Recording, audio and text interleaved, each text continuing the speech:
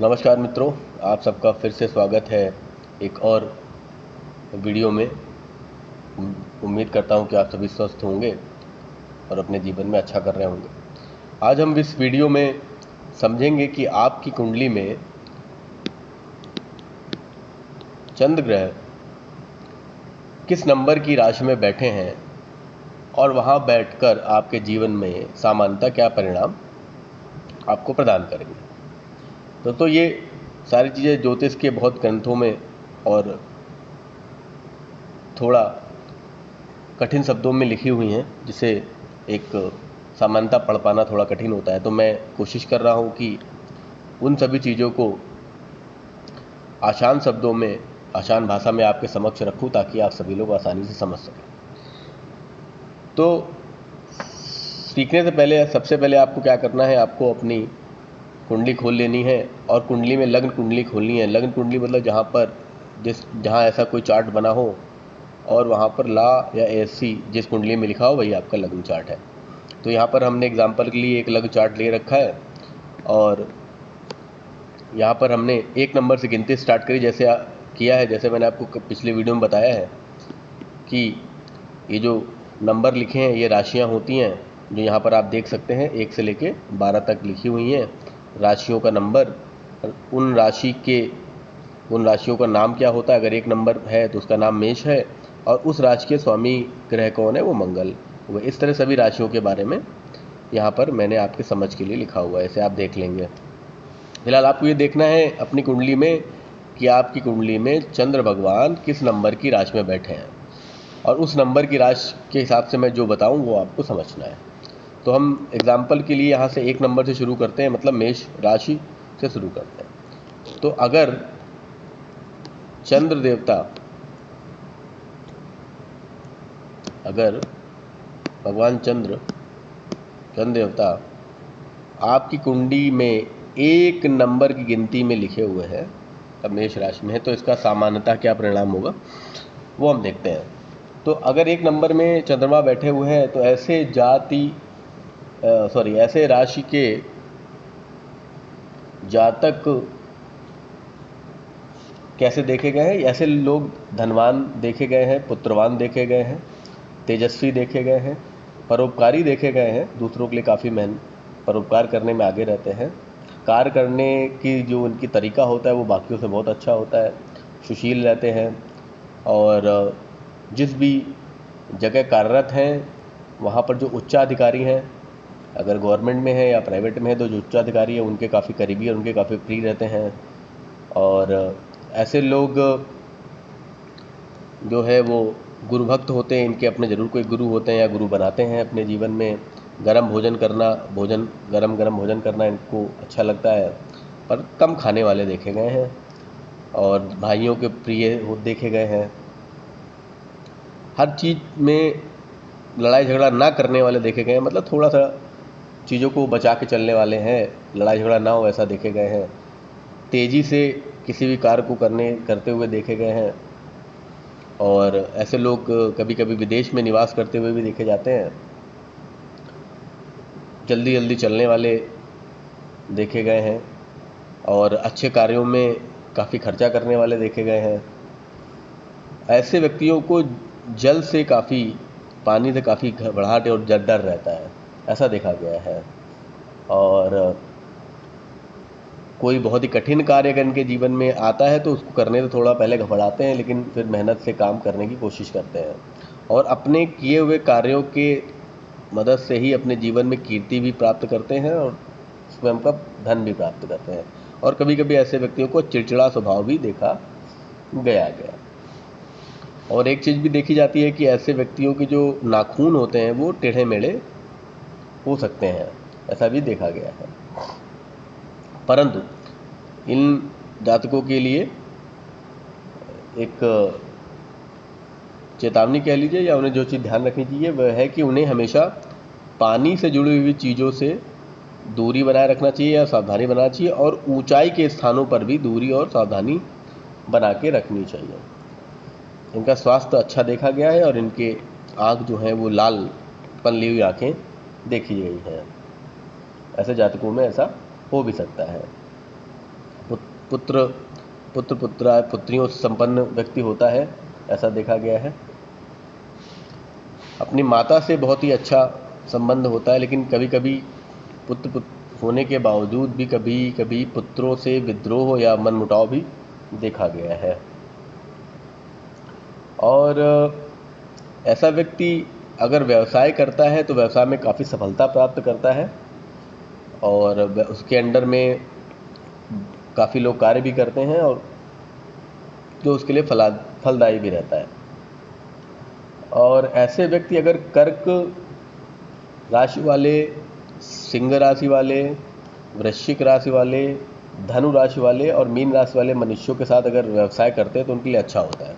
तो कर्क मतलब, जैसे मैं बता देता हूँ, कर्क मतलब देख लीजिए, कर्क मतलब 4 नंबर की राशि वाले, सिंह मतलब 5 नंबर की राशि वाले, और वृश्चिक मतलब 8 नंबर की राशि वाले, वृश्चिक मतलब 8 नंबर की राशि वाले, धनु मतलब 9 नंबर की राशि वाले और मीन मतलब 12 नंबर की राशि वाले। मतलब ऐसे राशि के लोगों के साथ अगर ये व्यक्ति व्यवसाय करता है तो उसके लिए व्यवसाय हमेशा सुखदायी रहेगा। और क्या देखा गया, ऐसे व्यक्तियों के लिए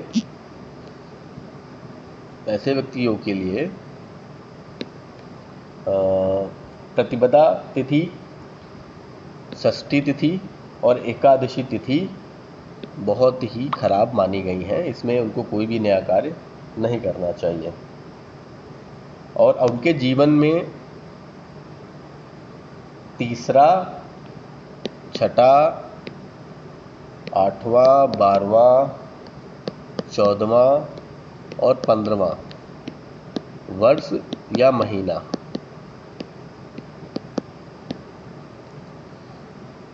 माह, इनमें से कोई वर्ष भी हो या महीना हो, ये उनके लिए अच्छा नहीं होता है। तो ऐसे महीनों में उन्हें सावधानी बरतनी चाहिए। और इन जातकों को कोई भी नया कार्य करने के लिए मंगलवार का दिन बहुत शुभ होता है। तो मंगलवार के दिन ये अपना नया कार्य या कुछ भी अच्छा कार्य कर सकते हैं। परंतु बुधवार जो होता है वो इनके लिए अच्छा नहीं देखा गया है, इसलिए बुधवार को कोई भी नया कार्य करने से बचे या अच्छा कार्य करने से बचना चाहिए। अगर इनके व्यक्तियों की जो चंद्रमा यहाँ बैठा हुआ है, इस पर अगर शुभ ग्रहों की दृष्टि है, शुभ ग्रह मतलब आपका हो गया गुरु हो गया और बुध हो गया, चंद्रमा तो स्वयं है ही है।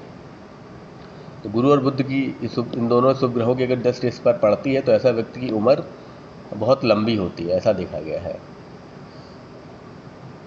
तो ये है सामान्यतः जिन भी लोगों का चंद्रमा 1 नंबर की गिनती में या 1 नंबर की राशि में बैठा हुआ है, उनको अपने जीवन में ऐसे सामान्यतः परिणाम देखे गए। तो मित्रों, अब आके देखेंगे कि अगर आपका चंद्रमा 2 नंबर की राशि में बैठा हो, 2 नंबर मतलब चंद्रमा अगर आपका यहाँ बैठा हुआ है 2 नंबर की राशि मतलब वृष राशि, जिसके स्वामी ग्रह बनते हैं शुक्र।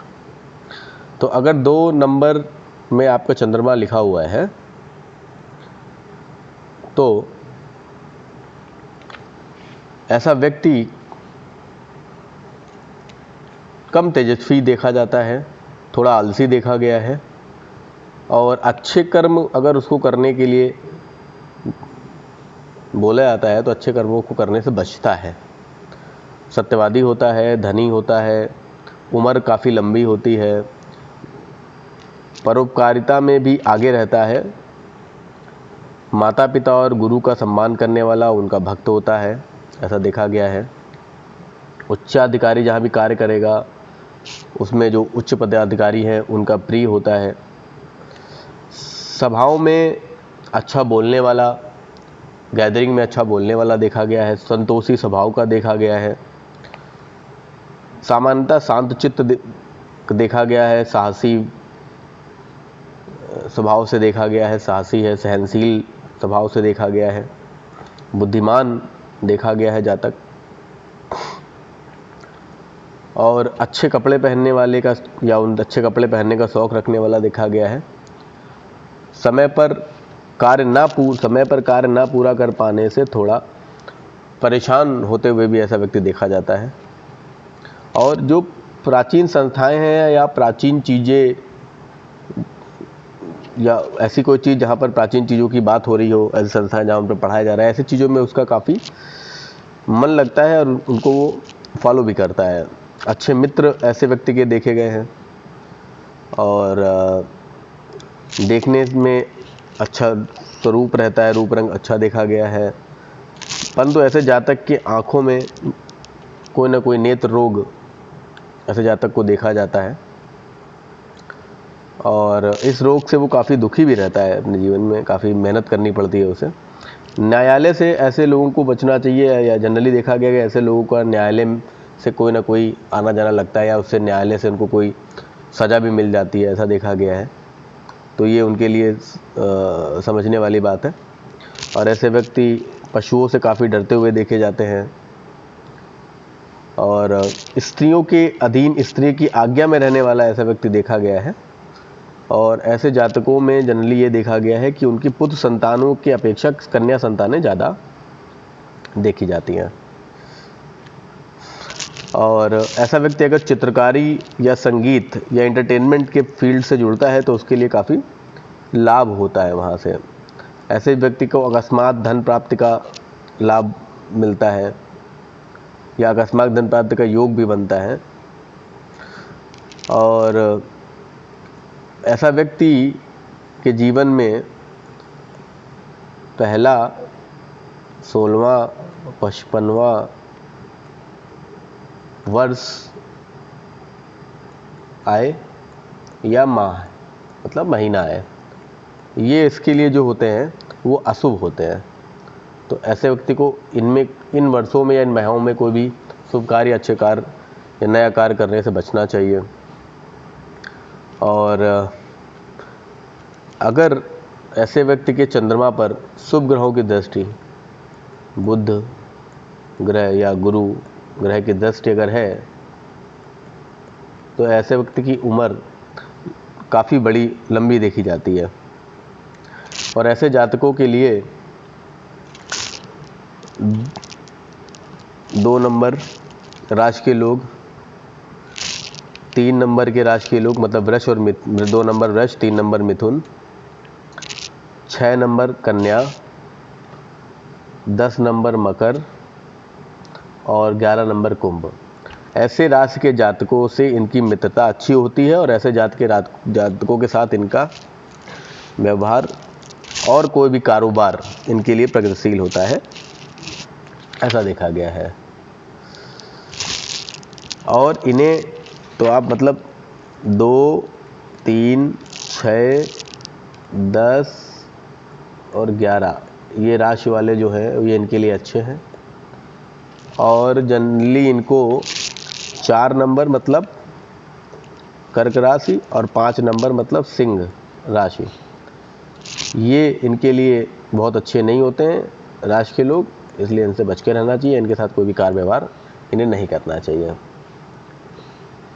तो ये है, अगर आपका चंद्रमा 2 नंबर की राशि में बैठा है तो आपके लिए सामान्यतः क्या परिणाम देखे गए हैं।